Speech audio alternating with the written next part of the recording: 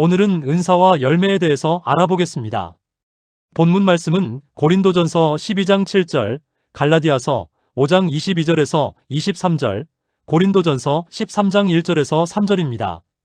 사랑하는 성도 여러분, 신앙생활을 하다 보면 이런 질문을 하게 됩니다. 나는 어떤 은사를 받았는가? 그런데 이 질문과 함께 반드시 물어야 할 또 하나의 질문이 있습니다. 나는 어떤 열매를 맺고 있는가?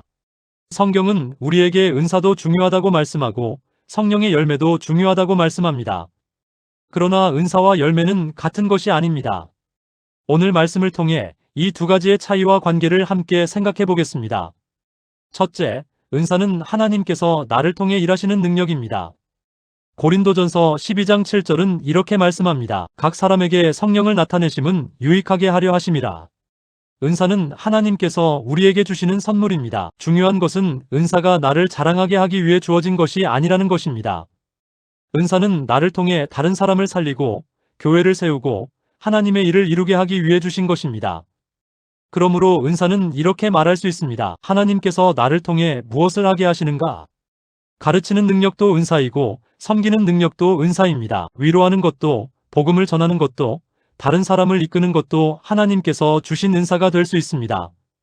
그러나 여기서 우리가 잊지 말아야 할 것이 있습니다. 은사가 있다고 해서 반드시 신앙이 성숙한 것은 아닙니다. 둘째로, 열매는 하나님께서 내 안에서 이루시는 변화입니다. 갈라디아서 5장 22절은 이렇게 말씀합니다.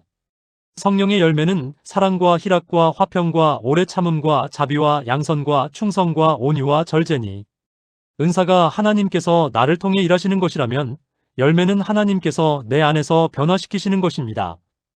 은사는 무엇을 할 수 있는가와 관계가 있지만 열매는 어떤 사람이 되어가는가와 관계가 있습니다. 예를 들어 어떤 사람이 말을 아주 잘할 수 있습니다. 사람들에게 큰 감동을 줄 수도 있습니다. 그러나 그 사람에게 사랑이 없다면 어떻겠습니까? 능력은 있어도 사람을 상하게 할 수 있습니다. 반대로 사랑과 오래 참음과 온유함이 있는 사람은 그가 하는 작은 일조차 사람을 살리고 세울 수 있습니다. 그래서 우리는 은사만 구할 것이 아니라 성령의 열매가 내 삶에 맺히고 있는지를 살펴보아야 합니다. 은사는 순간적으로 나타날 수 있지만 열매는 시간을 두고 자라납니다. 열매는 한순간에 맺히지 않습니다. 나무가 뿌리를 내리고 비와 햇빛을 받고 자라듯이 우리도 말씀과 기도 가운데 하나님과 동행할 때 성령의 열매가 조금씩 맺히게 됩니다. 셋째로, 은사는 열매와 함께할 때 가장 아름답습니다. 고린도전서 13장에서 바울은 매우 중요한 말씀을 합니다. 1절과 2절에 내가 사람의 방언과 천사의 말을 할지라도 사랑이 없으면 소리나는 구리와 울리는 꽹과리가 되고 내가 예언하는 능력이 있어 모든 비밀과 모든 지식을 알고 또 산을 옮길 만한 모든 믿음이 있을지라도 사랑이 없으면 내가 아무것도 아니요. 이 말씀은 우리에게 분명한 사실을 보여줍니다. 은사는 능력의 문제이지만 열매는 인격의 문제입니다. 그리고 하나님께서는 우리의 능력만 보시는 것이 아니라 우리의 마음과 삶도 보십니다. 가르침의 은사가 있는 사람에게 사랑의 열매가 함께하면 사람을 살리는 말씀이 됩니다. 지도력의 은사가 있는 사람에게 겸손과 온유의 열매가 함께하면 사람들을 섬기는 지도자가 됩니다. 섬김의 은사가 있는 사람에게 기쁨과 충성의 열매가 함께하면 그 섬김은 더욱 아름다운 향기가 됩니다. 그러므로 은사와 열매는 서로 경쟁하는 것이 아닙니다. 은사는 사역을 위해 필요하고 열매는 그 사역을 아름답게 하기 위해 필요합니다.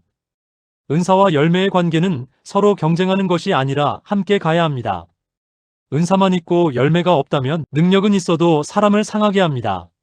사람을 섬기는 도구가 아니라 자신을 드러내는 도구가 될 위험이 있습니다. 하나님이 원하시는 모습이 될 수 없습니다. 큰 은사가 반드시 큰 성숙을 의미하지는 않습니다.